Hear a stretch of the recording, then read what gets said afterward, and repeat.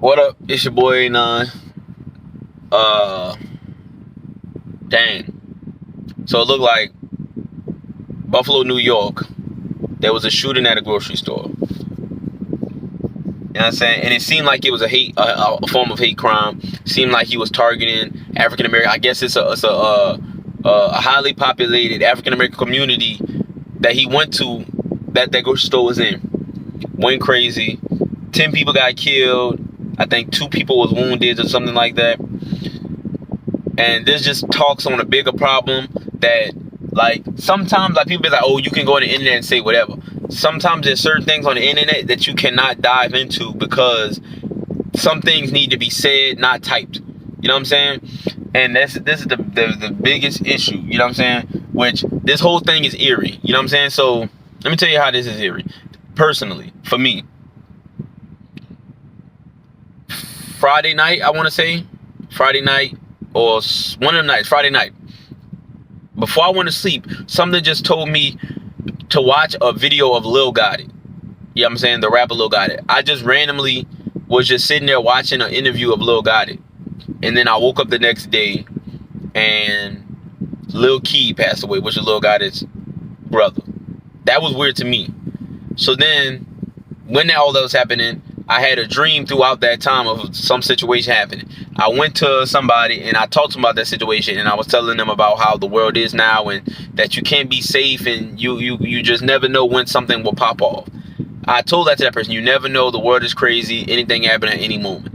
And then that day or the next day, a shooting happens in Buffalo. You know what I'm saying? It's just weird how, I don't know.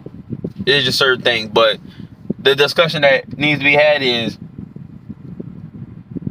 when it comes to us, when it comes to black people, there's like an extra eye on us when it comes to having guns and having just certain things, because we're looked at as the ignorant, just ruthless thugs that are not safe for the environment. And you know what I'm saying? It's a threat to the community, a threat to the world, a threat to society. You know what I'm saying? That's how we are looked.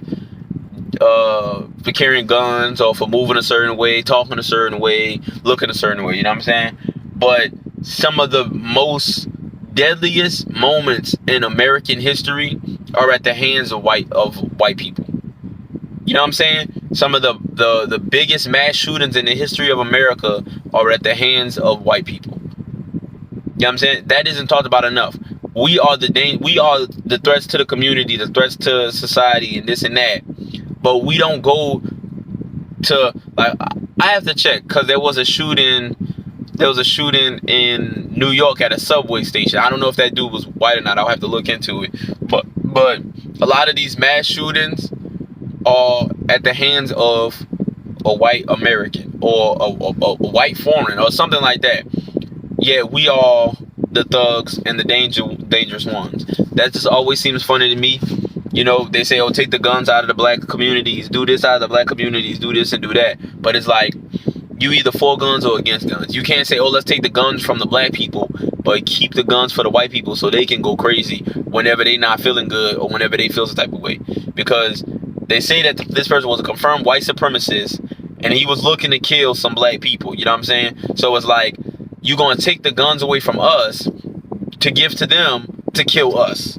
You know what I'm saying? And that's just what it seems like in a certain sense. You know, I know that may be controversial or whatever like that to say, but it's just the way things look, where it's just like, we get screwed. We gotta have all this stuff for us to be weaponized and to protect ourselves, but they can get machine guns, AR-15s, and just whatever, bazookas, whatever they can get their hands on, and it be legal.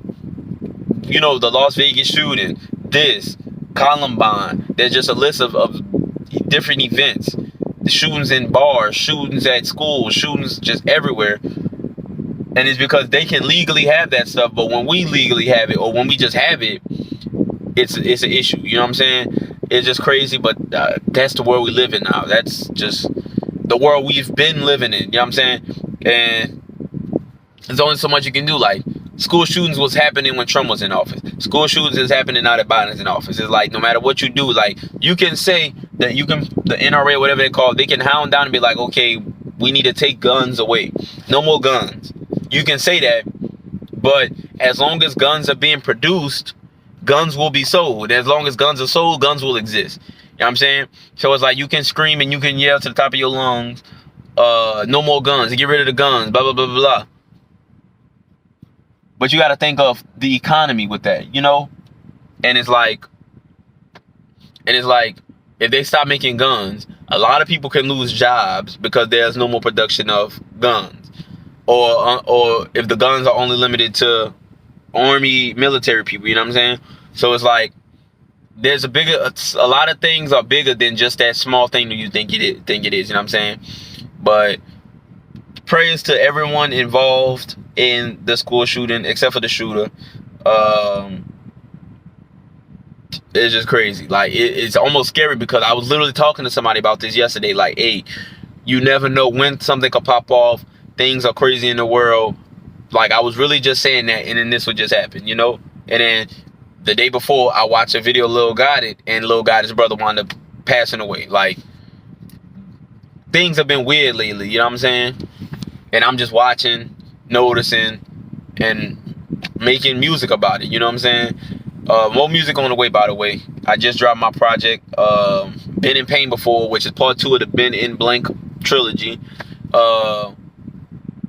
Which I told somebody, it's funny how Kendrick's album, the Mr. Morale and Big Steppers, pretty much has, I wouldn't say similar concept. His is more in depth, but the overall story of Mr. Morale and the Big Steppers, that is just a weird, I won't say a weird title, but it's hard to remember sometimes.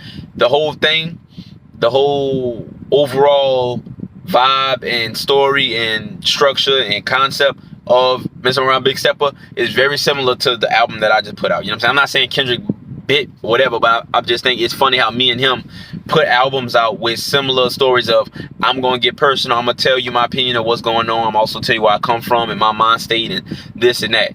I'm going to tell you all this on this project. I just found that real funny. But that's it for me. I'm out. Too sweet. Like, share, and subscribe.